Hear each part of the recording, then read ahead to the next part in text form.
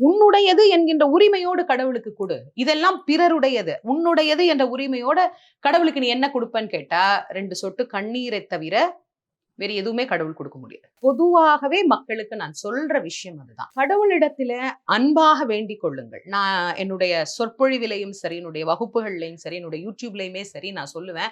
நீங்க கூடையா கொண்டு போய் கடவுளுக்கு குடுக்கணும்னோ, அல்லது ஒரு பெரிய விஷயத்த கடவுளுக்கு நீங்க செய்யணும் அப்படின்னோ நீங்க வேண்டிக்கிட்டா, அது உங்களுடையதா அப்படிங்கிறத முதல்ல யோசிங்க. அது உங்களுடையது அப்படின்னு நீங்க சொல்றதுக்கு அதுல என்ன உரிமை இருக்கு?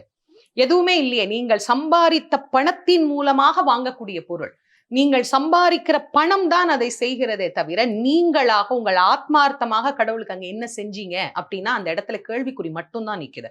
அப்போ கடவுள் என்னிடத்துல என்ன எதிர்பார்க்கிறாருன்னு கேட்டா, அருளாளர்கள்லாம் சொல்றாங்க, நீயா எதையாவது கடவுளுக்கு குடு.